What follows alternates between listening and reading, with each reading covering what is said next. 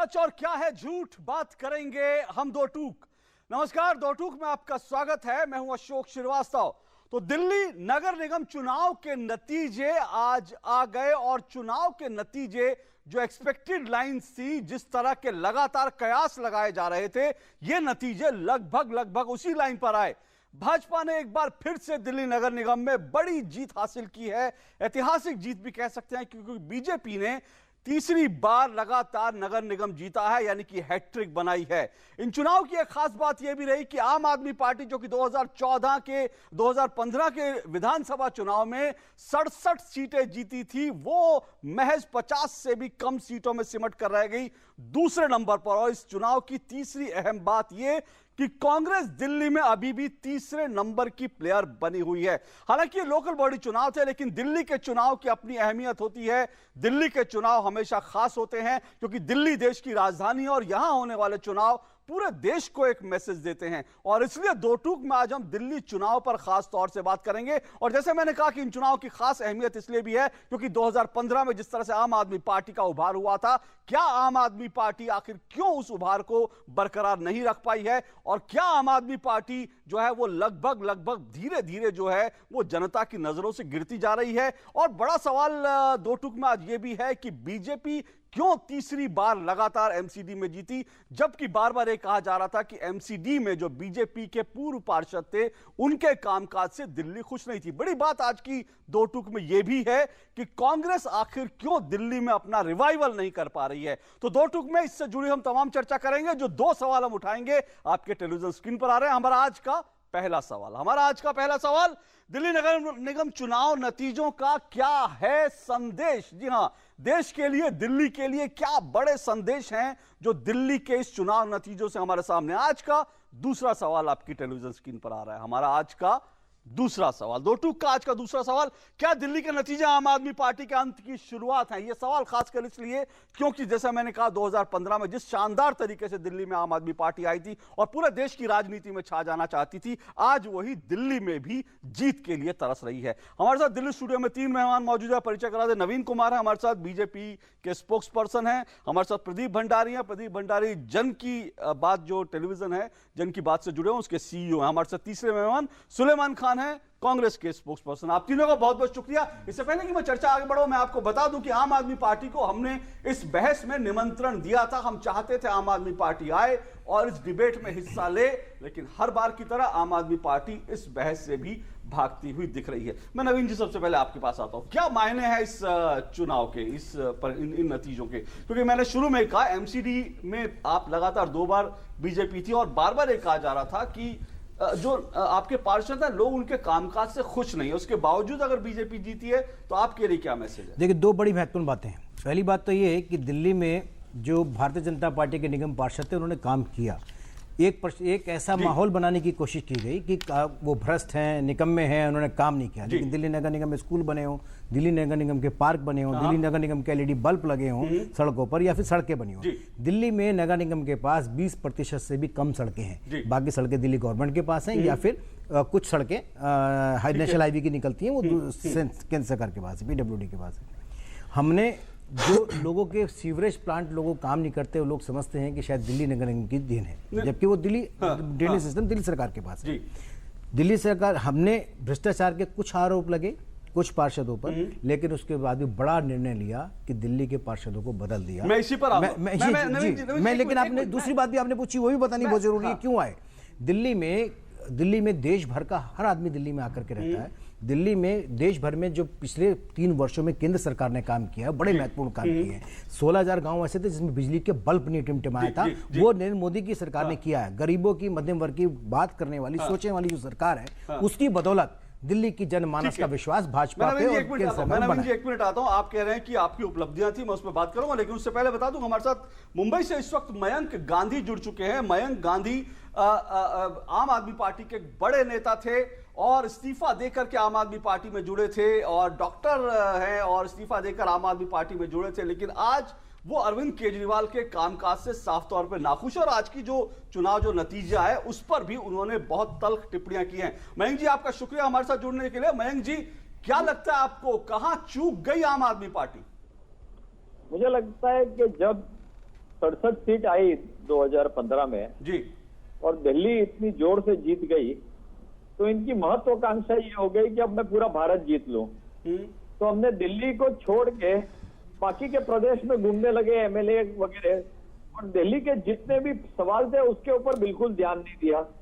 इससे दिल्ली की जनता काफी नाराज हो गई जी। और दूसरा ये हुआ कि जो लोगों ने चुनाव इसलिए था क्योंकि कुछ सिद्धांत के लिए ये पार्टी बनी हुई थी। अब जब ये सिद्धांत छोड़ने लगे एक एक करके चुनावी वोट बैंक राजनीति के चलते, जैसे एक ही सिंपल बोल दूं, अभी मैं बीच में गया था दिल्ली में, लोगों ने मुझे घेर लिया, मुझे एक ही प्रश्न पूछा जी कि अरविंद केजरीवाल को फॉरेन जाना पड़ता है काम के लिए, वो हम समझते हैं, लेकिन वो सारे लोग फर्स्ट क्लास में क्यों जाते हैं? तो ये तो एक छोटा उदाहरण है, लेकिन उसका मतलब ये था कि लोगों को ये सवाल आने लगा कि हमें बेवकूफ बनाया गया, हमें सादाई की बात, हमको आम आदमी की बात करके ये सब पब्लिक के पैसे से मजे कर रहे हैं, एडवर्टाइजमेंट कर रहे हैं पूरे देश में, बहुत कुछ ऐसा कर रहे हैं जो नहीं करना चाहिए था। तो ये दोनों कारण से दिल्ली की जनता बहुत नाराज थी। और जब हम स्ट्रीट्स पे जाते थे, गलियों में जाते थे, मयंक जी, यानी आप कह रहे हैं कि जिन सिद्धांतों को लेकर आम आदमी पार्टी सत्ता में आई थी, जिन सिद्धांतों की बात करती थी और आम आदमी की बात करती थी, एक अलग राजनीति की बात करती थी, उन सारे सिद्धांतों से पार्टी और अरविंद केजरीवाल भटक गए। आपका कहने का कुल मिलाकर तात्पर्य ये, अगर मैं समझ रहा हूं। बिल्कुल, ये भी भटक भी गए और दिल्ली भी छोड़ दिया, दिल्ली भी छोड़ दिया, कारण थे। पर एक बात और मैं आपसे मयंक जी पूछूंगा। सवाल है कि आप जैसे नेता, अभी इससे पहले भी हम देख रहे थे आम आदमी पार्टी से कई नेताओं ने आम आदमी पार्टी को छोड़ा, अपनी अलग राह पे चले गए। आप आज ये उठा रहे हैं सवाल, तो बहुत से लोग पूछते हैं, क्योंकि आप अरविंद केजरीवाल के बहुत करीब रहे थे, तो आज सवाल ये उठता है कि क्या आम आदमी पार्टी हार रही है, इसलिए आप जैसे नेता जो है लगातार अरविंद केजरीवाल आम आदमी पार्टी की आलोचना कर रहे हैं, किनारा कर रहे हैं? ये सवाल जो आप आज उठा रहे हैं, यहां पर उठा रहे हैं, वो आपने क्या पार्टी के फोरम पर, क्या अरविंद केजरीवाल उनके सामने सवाल उठाए? ये मैं तीसरी बार सवाल उठा रहा हूँ। पहली बार मैंने सवाल उठाया था 2015 चुनाव के बाद, जब उन्होंने योगेंद्र यादव और प्रशांत भूषण को बुरी तरह निकाला था जी। तब उन्होंने मुझे सब पद से हटा दिया। फिर दूसरी बार मैंने सवाल उठाया था जब अरविंद केजरीवाल मुझे निकालना चाहते थे पार्टी से, लेकिन महाराष्ट्र की टीम उसमें मंजूर नहीं कर रही थी कि नहीं, मयंक गांधी को नहीं निकाल सकते। तो केजरीवाल जी ने पूरा महाराष्ट्र की कमेटी डिसॉल्व कर दी और आज तक वो डिसॉल्व है जी। ये तीसरी बार मैं सवाल उठाता हूँ। मैं तो पार्टी के अंदर रह के खूब सवाल उठाता हूँ, इसीलिए पार्टी ने मुझे प्राइमरी मेंबरशिप से भी हटा दिया है जी। तो ये आप मत समझिए कि मैं सवाल नहीं उठाता। मैं अकेला आदमी ऐसा हूँ जो बिल्कुल शांत नहीं रहता है। जब भी सच्चाई की बात आती है तो मैं उठ खड़ा हो जाता हूँ, और दूसरी पार्टी के लोगों को ये पसंद नहीं है। हाँ, मयंक जी, एक बात आपसे और, वो ईवीएम को लेकर लगातार दोष दे रहे हैं। आज भी आम आदमी पार्टी की ओर से ही कहा गया कि ईवीएम की लहर है, ईवीएम की जीत है। और उसके साथ साथ आपसे मैं बहुत संक्षेप में एक आखिरी बात ये भी जानना चाहता हूं, क्या आपको लगता है, जो मैंने आज दो टूक में सवाल उठा रहा हूं, क्योंकि आम आदमी पार्टी के स्पोक्स पर्सन जिसकी आप भी बात कर रहे हैं, हम लगातार बात कर रहे हैं, इतने एरोगेंट हैं वो लोग कि वो लोग बहस में भी भाग नहीं लेना चाहते। वो बाकी पार्टियां, बीजेपी, कांग्रेस के स्पोक्स पर्सन यहाँ है जो देश की सबसे बड़ी और पुरानी पार्टी है, लेकिन आम आदमी पार्टी को किसी डिबेट में शामिल होना जो है वो उसको एक छोटी बात लगती है। तो मैं आपसे पूछ रहा हूं, क्या ये अरविंद केजरीवाल और आम आदमी पार्टी के अंत की शुरुआत है? देखिए, अभी वो क्रॉस रोड के ऊपर है। मैंने वो चिट्ठी में भी लिखा था कि या तो अहंकार को पकड़ के रखो या देश को पकड़ के रखो जी। लेकिन जिस प्रकार से उन्होंने ईवीएम की बात छेड़ी है आज जी, ये मैं 2 मिनट इसके बारे में बोलूंगा क्योंकि ये बहुत इंपॉर्टेंट मुद्दा है जी। जी, आज तक हमारे यहाँ एक लोकशाही की ट्रेडिशन हुआ करती थी कि जब हम हारते थे तो हम लोगों का, जो वोटरों का जो कहना है उसको सर आंखों पे रखते थे, बिल्कुल बहुत ग्रेसफुली हारते थे। लेकिन ये जो हुआ है आज, ये बहुत ही गंदी तरीके से इन्होंने इस मुद्दे को उठाया है।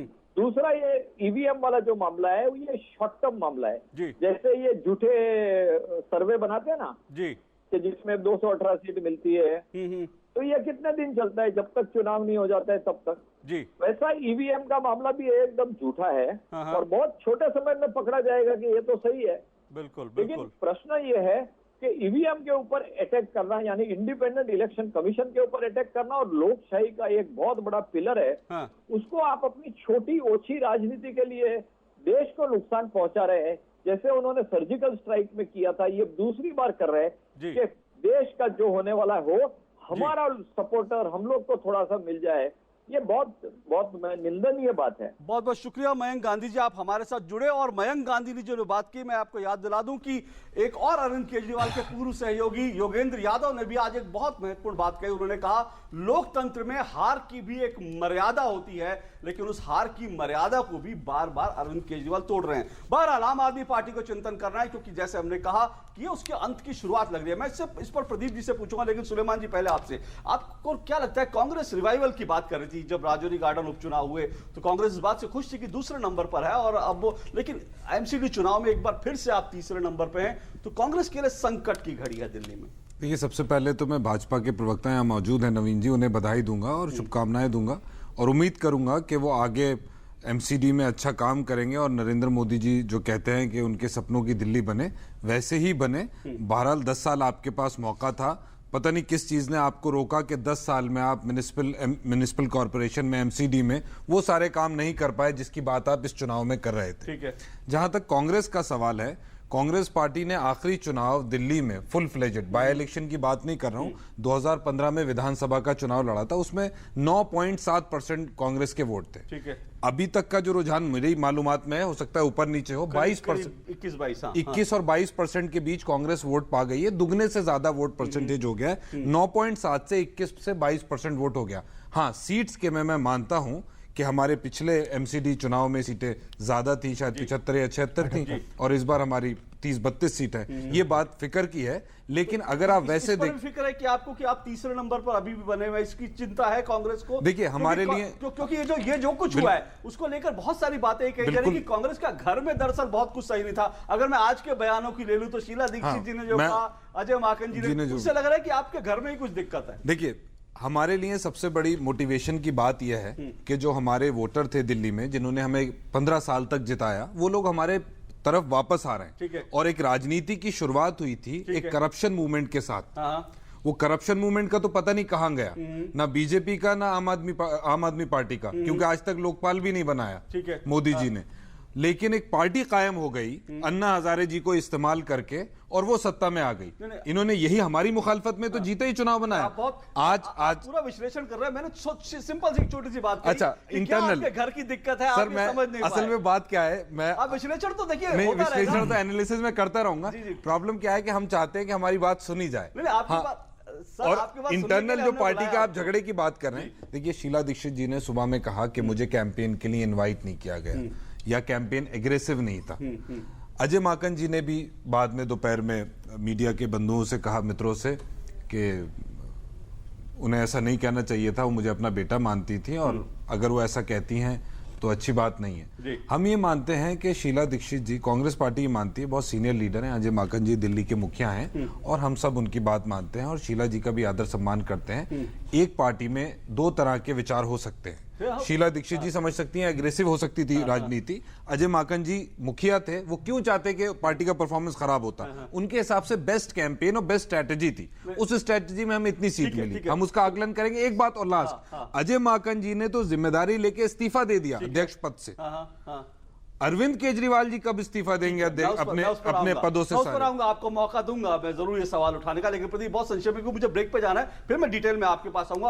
आपको क्या लगता है इस चुनाव के मैसेज क्या है, बड़े मैसेज 2 या 3? इस चुनाव का सबसे बड़ा मैसेज ये है कि अरविंद केजरीवाल को ये समझ लेना चाहिए कि ये ईवीएम की बात नहीं है, पर आईवीएम की बात है कि India is voting for Modi. आज अक्रॉस इलेक्शंस आप देख लीजिए 2014 के बाद से गिने चुने 1-2, there is no credible other leader जो मोदी जी का जो कैरिज्मा है, जो उनका जनता के साथ कनेक्ट है, उसको मैच कर पा रहा है। 10 साल से भारतीय जनता पार्टी ने जितना काम करना था उतना नहीं किया था, तभी उन्हें सब कॉर्पोरेटर्स को हटाया था in the line of Narendra Modi ji is new India. तो ये कोई 10 साल के काम के ऊपर कोई थप्पा नहीं है, परंतु नरेंद्र मोदी जी के ऊपर जो विश्वास है जनता का, उस पे एक मैंडेट आप मान सकते हैं। मेरा अरविंद केजरीवाल जी की जो राजनीति है, आई थिंक उसको सिग्नलिंग ऑफ एंड पहले ही शुरू हो गया था। जिस तरीके से डिपॉजिट हट गए थे उनके राजौरी गार्डन में, जब पिछली बार भी उनका वोटिंग परसेंटेज जो बाईपोल्स हुए थे 54 से घट के अराउंड 20s में आ गया था। तो जब तक वो एक कॉन्फ्रंटेशनिस्ट एनार्किस्ट की तरह बिहेव करेंगे, गवर्न नहीं करेंगे, अगर वो एक्सेप्ट नहीं करेंगे जनादेश को, इसी तरीके से वो मैं कहता हूं डिसरिस्पेक्ट करते रहेंगे, करेंगे। और इसी बार उन्होंने किया है। एक करेक्शन कर दूं इनकी बात का जरा सा। इन्होंने कहा जब से नरेंद्र मोदी जी आए हैं इक्का दुक्का चुनाव 16 स्टेट्स में 9 जगह बीजेपी हारी है पूरी तरह से। आधे से ज्यादा स्टेट्स बीजेपी हारी है। बिहार यही आपकी यही विडंबना है कांग्रेस की, और कुछ नहीं। सर सच फैक्चुअल बात कहूंगा, नंबर बताऊंगा, सच को एक्सेप्ट करना ही नहीं। मैं नंबर बता रहा हूँ, लेकिन जो मैं नंबर बता रहा हूँ जो कम से कम आज के संदर्भ में और पिछले विधानसभा चुनाव के पैनलिस्ट को मैं करेक्ट कर रहा हूं। ईवीएम नहीं बल्कि आईवीएम है जो संदेश है, लेकिन शायद वो अरविंद केजरीवाल पढ़ नहीं पा रहे। कांग्रेस की क्या बात है वही बात करूंगा, लेकिन बीजेपी के लिए इस जीत के बहुत बड़े मायने हैं। लोकल स्थानीय चुनाव था लेकिन फिर भी बीजेपी के लिए बड़े मायने हैं। क्यों, इस पर बात करूंगा नवीन जी से भी इस ब्रेक के बाद। अगर मैं कहूँ सूर्य रोशनी के साथ देते हैं हवा भी, मानना पड़ेगा। सूर्य फैंस, हवा का नया नाम। सूर्य फैंस, मेरी पसंद। और आपकी? सूर्य। सरिता जी, इन दिनों आप अपने खान पान का ध्यान तो रखती हैं ना? अरे ये क्या, भोजन में साधारण नमक? आयोडीन युक्त नमक का इस्तेमाल करें। आपके शरीर में आयोडीन की कमी से आपका शिशु शारीरिक और मानसिक रूप से कमजोर हो सकता है। आयोडीन नमक इन सारी परेशानियों से आपको बचा सकता है। ये नमक बाजार में आसानी से उपलब्ध है। बच्चों को हंसता खेलता बचपन दें, अपनी संतान का भविष्य संवारें। सवारी जिंदगी चुटकी भर नमक, आयोडीन नमक। ये लो और बताओ बस। अरे ये क्या भैया जी, बस इतनी सी रासायनिक खाद? किसानी छोड़ रहे हो क्या? किसानी नहीं, नादानी छोड़ रहे हैं। मिट्टी की जांच कराई है। अब तो लालाजी जितनी जरूरत है उतने ही उर्वरक खेत में डालेंगे। हाँ, किसान भाई आज ही अपने जिले की नजदीकी भूमि परीक्षण प्रयोगशाला में मिट्टी की जांच जरूर करवाएं और मिट्टी में पोषक तत्व, नमी व पौधे के विकास को देखते हुए केवल जरूरत के अनुसार ही पोषक तत्व डालें। और हाँ, मिट्टी में गंधक, जस्ता, बोरोन जैसे सूक्ष्म पोषक तत्वों का पता लगाना भी न भूलें। उर्वरक और जैविक खाद के सही उपयोग से भूमि का उपजाऊपन बनाए रखें, उत्पादकता बढ़ाएं, खर्चा घटाएं और बहुमूल्य विदेशी मुद्रा बचाने में भी सहयोग दें। और हाँ, धीमी गति से नाइट्रोजन उपलब्ध कराने वाले उर्वरकों जैसे नीम लेपित यूरिया को प्राथमिकता दें और यूरिया का पत्तों पर छिड़काव करें। अरे वाह, तू तो सचमुच समझदार हो गया रे। अधिक जानकारी के लिए संपर्क करें जिला कृषि अधिकारी या किसान कॉल सेंटर। मैं ये नहीं पूछूंगा कि आप शौच के लिए कहां गए। मैं ये भी नहीं पूछूंगा कि अगर आप खुले में शौच के लिए गए तो क्या आपने अपने बच्चे की जान को खतरे में डाला? क्या आपके गांव की बच्चियों को खुले में शौच करते हुए किसी ने बुरी नजर से देखा? आप खुद समझदार हैं, सक्षम हैं। आप ये तो जानते ही होंगे कि हमारे देश में 70,000 से ज्यादा गांवों के लोगों ने खुले में शौच की प्रथा को खत्म कर दिया है। गांव के बच्चे, महिला, पुरुष सब इस लक्ष्य में जुटे। निगरानी समितियां बनी जिन्होंने खुले में शौच कर रहे लोगों को समझाया, शौचालय बनाया, उनका इस्तेमाल करना सिखाया। क्या आपका गांव भी बनेगा खुले में शौच से मुक्त? आइए स्वच्छ भारत अभियान से जुड़िए। अब नहीं तो कब? अरे सुन तो। मुझे क्या सुनाना चाहते हो? जो सुनाओ मेरी सौतन को। किसको? अरे वही तुम्हारा मोबाइल फोन जिससे सुबह शाम दिन रात चिपके रहते थे और कहते थे किसान कॉल सेंटर से बातें हो रही हैं। अच्छा ये बात है। हाँ, क्यों, क्या हुआ? अब बात नहीं होती क्या? अब तो झट से बात हो जाती है। ऐसा क्या? हाँ, अब तो ज्यादा लाइनें और खास तकनीक के कारण खेती के माहिरों से तुरंत बात हो जाती है। और अगर कभी लाइन व्यस्त हो तो अपनी समस्या फोन पर रिकॉर्ड करा दो, वहाँ से फोन आ जाता है और समस्या की हल का मैसेज भी आ जाता है। ये देखो आ गया। अरे वाह, इसका मतलब इंतजार की घड़ी अब खत्म। हाँ, तभी मैं सोचूं कि आजकल मुझ पर इतना प्यार क्यों आ रहा है। कृषि संबंधी समस्याओं का अपनी भाषा में तुरंत हल पाने के लिए पूरे भारत में किसी भी फोन से हेल्पलाइन नंबर पर संपर्क करें। किसानों का दोस्त किसान कॉल सेंटर। प्रधानमंत्री ग्राम सड़क योजना ने हम गांव वालों के लिए तरक्की के रास्ते खोल दिए।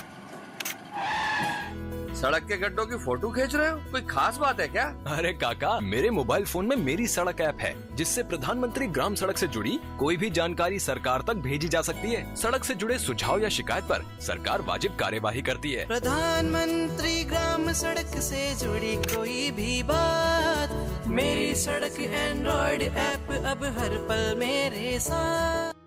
अरे सुबह सुबह इतनी जल्दी मचा रखी है। हाँ बाय पापा। आप में से कौन कौन विदेश में हायर स्टडीज के लिए लोन लेना चाहता है? मैडम इंटरेस्ट कितना होगा? जो भी अल्पसंख्यक स्टूडेंट विदेश में post graduate diploma, masters, MPhil, PhD जैसी हायर स्टडीज के लिए लोन लेना चाहता है, उसके इंटरेस्ट पर सरकार सब्सिडी दे रही है। यानी आपके एजुकेशन लोन का इंटरेस्ट अब सरकार चुकाएगी। मदद हमारी, मंजिल आपकी। दो टूक में आपका एक बार फिर स्वागत है। आज हम दिल्ली में जो नगर निगम के चुनाव हुए उन चुनावों को लेकर हम बात कर रहे हैं। इन चुनावों के दरअसल इन चुनाव नतीजों के क्या मायने हैं। बीजेपी को एक बड़ी जीत मिली है, हैट्रिक है बीजेपी की दिल्ली में, और कह सकते हैं कि जो पिछले विधानसभा चुनाव थे उसमें एक बड़ी जीत के बाद एक और बूस्टर मिला है बीजेपी को पूरे देश भर में मैसेज देने के लिए। आम आदमी पार्टी के लिए खतरे की घंटी बज चुकी है, पर सवाल सिर्फ इतना है खतरे की घंटी वो सुन रहे हैं कि नहीं सुन रहे, क्योंकि जिस तरह से वो जीत की मद में जो चूर थे आम आदमी पार्टी के नेता, वो अब भी इस खतरे की घंटी को सुनने के लिए तैयार नहीं है। कांग्रेस के लिए भी घंटियां लगातार बज रही है, कांग्रेस क्या सुन पा रही है, इन सब पे बात कर रहे हैं। नवीन कुमार जी हमारे साथ, बीजेपी के स्पोक्स पर्सन, और प्रदीप भंडारी वरिष्ठ पत्रकार हैं जन की बात से जुड़े हुए, और हमारे साथ सुलेमान खान जो कि कांग्रेस के स्पोक्स पर्सन है। नवीन जी, क्या आपको लगता है ये जो चुनाव है इसका कोई राष्ट्रीय एक मैसेज है? देखिए, मैं आपसे 10 सेकंड एक्स्ट्रा लेना चाहूंगा। बिल्कुल, मैं आपको दूंगा। मैंने बीच में इंटरप्ट नहीं किया। सुलेमान जी ने जिससे मैं कहा कांग्रेस की बात कर रहे थे, वो कांग्रेस का साथ उनके संगठन में लोग भाग रहे हैं, सत्ता उनके हाथ से लगातार खिंचती जा रही है, वो सकारात्मक राजनीति नहीं कर रहे हैं, उनके पास लीडर नहीं है, लीडरशिप की कमी है, उनके पास क्या है, ये उनका अंदरूनी मामला है। मैं इस विषय पे नहीं कहना चाहता, लेकिन हकीकत ये है कि कांग्रेस आज भी विपक्ष की भूमिका नहीं अदा करना चाहती है। कांग्रेस आज भी जो है, मुझे ऐसा लगता है कांग्रेस बार बार ये सोचती है, हर बार ये सोचती है कि कैसे भाजपा का पतन हो जाए, हम ऊपर आ जाएं। मुझे ये बताइए, पिछले आज अगर हम इस दिल्ली के अंदर देश के पूरे देश के लोग रहते हैं, यहाँ पर देश भर में जो घटित होता है उसका असर दिल्ली में पड़ता है। ठीक है। और दिल्ली के अंदर जब लोकसभा के अंदर जब सदन नहीं चलता, कांग्रेस अपने अहंकार के कारण नहीं चलने देती, दिल्ली का रिक्शा वाला भी इससे प्रभावित होता है, क्योंकि उसकी भी योजना उससे जुड़ी होती है। दिल्ली बीजेपी विरोध में थी तब इतना नहीं होता, हाउस चलता था। मैंने सुलेमान जी बोला नहीं आपके विषय में, इसलिए नहीं बोला मैं, इसलिए सदन की बात इसलिए गलत इंटरप्रिटेशन लगातार। मैं आपको ये बता देना चाहता हूँ, अपनी अपनी बात रखिए, मैं मौका दूंगा। हाँ बिल्कुल, मैं ये बताना चाहता हूँ कि पिछले 3 वर्षों में जो काम केंद्र सरकार ने किया उसका सीधा असर दिल्ली पर भी है। मैं जब पहले बता रहा था, जिसमें आप ब्रेक पे चले गए, तब मैंने बताया था कि बिजली का बताया था, बहुत सही कहा। 16,000 गांव ऐसे थे जिसमें एक दिया नहीं टिमटिमाया था लाइट का, आजादी के बाद भी। वहां 12,000 गांव में बिजली पहुंच गई। आज दिल्ली में जो मजदूर जो गरीब आदमी रहता है, जो अपने गांव जाता है, उसकी सड़कें बनी हुई हैं, वो जब 2 दिन में पहुंचता था 1 दिन में पहुंचता है। उसको लगता है कि मेरा एक दिन ज्यादा अपने परिवार के साथ रहता है। दिल्ली की कनेक्टिविटी दिल्ली के रहने वालों की गांव तक से बनी है। जो प्रधानमंत्री की योजनाएं हैं वो सीधी जनता पर असर करती हैं, चाहे वो उज्ज्वला योजना हो, चाहे जनधन योजना हो, स्टार्टअप इंडिया हो, स्टैंड अप इंडिया हो। दिल्ली में इसका असर है क्या? दिल्ली में इसका इशू था? ये बिल्कुल नहीं, दिल्ली में इसका असर है। कॉर्पोरेशन चुनाव में भी इसका असर है। बहुत से लोग इस चुनाव को इस तरह से देख रहे हैं कि एक नेगेटिविटी थी आम आदमी पार्टी को लेकर, जिसका फायदा आम आदमी पार्टी के अंदर, आम आदमी पार्टी की नेगेटिविटी बिल्कुल सही। आम आदमी पार्टी छोड़ के चली गई। दिल्ली के अंदर केजरीवाल ने काम नहीं किया। आज भी दिल्ली के अंदर 7 मंत्री में से मुख्यमंत्री सहित आज भी 5 है। मुख्यमंत्री के पास कोई विभाग नहीं है, इसलिए दिल्ली की जनता को डिलीवर नहीं करना चाहते। वो दिल्ली में रह करके पंजाब के मुख्यमंत्री बनना चाहते हैं, दिल्ली में रहकर गुजरात का चुनाव लड़ना चाहते हैं। वो दिल्ली के विषय में उन्होंने सोचा नहीं। दिल्ली के किसी कार्य जो उनके हाथ में है, डीटीसी जो ट्रांसपोर्टेशन बनाना था, उसका फायदा बीजेपी को मिला। उसका मैं फायदे की बात नहीं कर रहा हूं, बार-बार मैं हमको जनमानस का विश्वास मिला है। मैं बार-बार इस बात को कह रहा हूं, गरीबों का विश्वास मिला है, मध्यम वर्गीय जितने वर्गीय लोग हैं उनका विश्वास मिला है। ये उसी की परिणति है। लोगों का विश्वास नरेंद्र भाई मोदी पे, लोगों का विश्वास भारतीय जनता पार्टी पर है, लोगों का जनमानस का विश्वास। शॉर्ट में 2 बातें कहूंगा। एक नवीन जी की इतनी बात जरूर, एक तो इलेक्ट्रिसिटी की बार-बार बात कर रहे हैं। एक हिंदू का मैंने आर्टिकल खोला है, द हिंदू न्यूज़पेपर का, on paper electrified villages in reality darkness. गांवों के साथ दिया हुआ है जो केंद्र सरकार ने डिक्लेयर करे हुए गांव दीनदयाल उपाध्याय ग्राम ज्योति योजना में। प्लीज सर, मेरा पॉलिटिकल एक उनसे कॉन्ट्राडिक्शन है, वो पूरा करने दीजिए। उसको आपने डिक्लेयर किया हुआ है ऑन पेपर, लेकिन वहां बिजली नहीं पहुंची है। तो ये सारे डिस्टॉर्शन ऑफ फैक्ट्स हैं बीजेपी के, और यही नैरेटिव ये चलाते हैं। सर मैं बात कर लूं, एक बात और, एमसीडी की बात कर रहा हूं, एमसीडी की बात कर रहा हूं। इसी तरह से 10 साल से सरकार में थे दिल्ली में, एमसीडी में बीजेपी की सरकार थी। नैरेटिव ये होना चाहिए था कि आपने 10 साल क्या किया, आपके एंटी इनकम्बेंसी होना चाहिए। जो एमसीडी में स्कूल बनाए, पार्क बनाए, आप एलईडी बल्ब लगाए, सेंटेंस पूरा कर लूं, सर सेंटेंस पूरा कर लूं, आपके काम गिनवा रहा हूं, आपके ही काम गिनवा रहा हूं। 10 साल में भाजपा ने एमसीडी में क्या किया, ये डिबेट होना चाहिए। डिबेट नैरेटिव कैसे बीजेपी ने चेंज किया, हमारी इसमें विफलता है, मानते हैं सर, आपकी बात कह रहा हूं। नैरेटिव इन्होंने सेट ये किया, जिम्मेदार आप, सेट ये किया, सर सुनिए तो सेट ये किया कि भाई स्टेट गवर्नमेंट केजरीवाल की है, इन्होंने दिल्ली को बर्बाद कर दिया, या कांग्रेस की 15 साल सरकार रही थी 2013 तक, तो इन्होंने ऐसा किया। ये नैरेटिव नहीं हो पाया कि 2007 से 17 तक बीजेपी है एमसीडी में, लोगों ने इन्हें वोट दिया है, ये जीते हैं।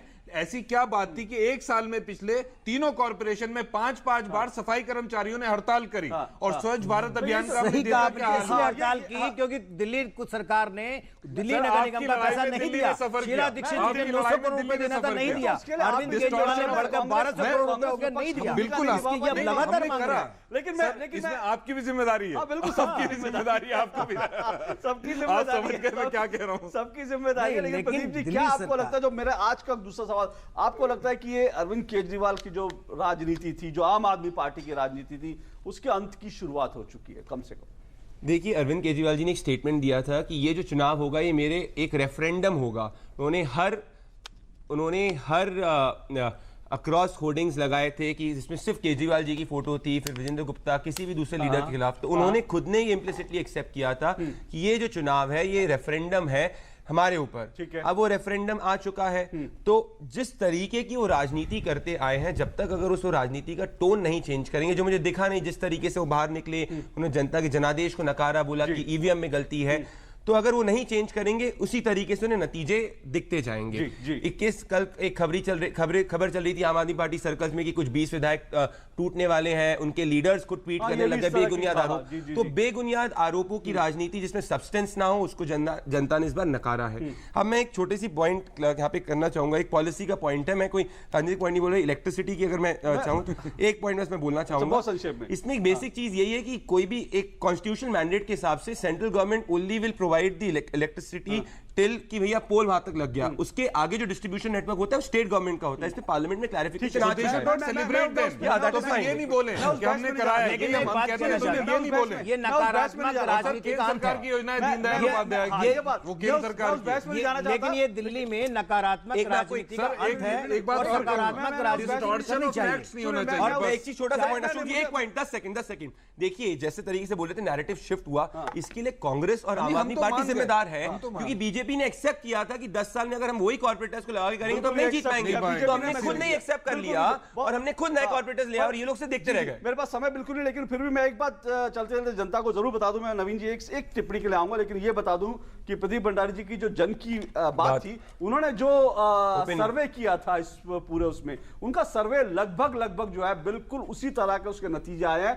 और इससे पहले हमारा जो कार्यक्रम था दो टूक में ही, तब हमने प्रदीप जी को बुलाया था और प्रदीप जी ने बताया था कि उनका सर्वे क्या, आप यूट्यूब पे जाके वो देख सकते हैं, आपको मिलेगा। लेकिन बहुत संक्षेप में, क्या आप लगता है कि एमसीडी में दिल्ली के जनता को राहत मिलेगी, गंदगी और कॉर्पोरेटर ऐसे मिलेंगे जो वास्तव में दिल्ली के लिए काम करेंगे? आप ये बताइए। दिल्ली की जनता आज जानना चाहती है। सबसे महत्वपूर्ण बात, दिल्ली में नकारात्मक राजनीति का अंत हो। ठीक है, नकारात्मक राजनीति अरविंद केजरीवाल भी करते रहे, कांग्रेस भी करती रही। दूसरा मेरा कहना है कि दिल्ली में डिजिटलाइज एमसीडी जो करने की बात है, करप्शन लेस सब कुछ, वो बहुत जल्दी होने वाला है। हम लगातार दिल्ली में, अगर इसी प्रकार से दिल्ली सरकार ने पैसा नहीं दिया, जो हमने मैनिफेस्टो में कहा, संकल्प में कहा था, हम केंद्र सरकार से मांग करेंगे कि सीधा पैसा एमसीडी को दिया जाए, ताकि दिल्ली में कभी हड़ताल न हो और सफाई हो जाए, दिल्ली स्वच्छ दिल्ली बन जाए। बिल्कुल बननी चाहिए, क्योंकि देश की राजधानी है और अब जिम्मेदारी आपकी है। और अब ज्यादा जिम्मेदारी है, विनम्र होने की आवश्यकता है। इस कार्यक्रम में हम कभी मिलेंगे नवीन जी, तो फिर नकारात्मक राजनीति की बात ना हो, विश करेंगे, पॉजिटिव पॉलिटिक्स करें और विकास करें, मौका मिले आप निभाएं, आप जो है दिल्ली का विकास करें।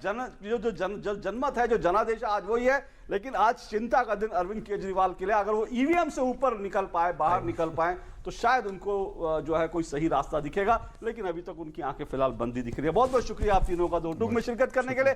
आज बस इतना ही, आपसे फिर मुलाकात होगी, फिलहाल इजाजत दीजिए, नमस्कार।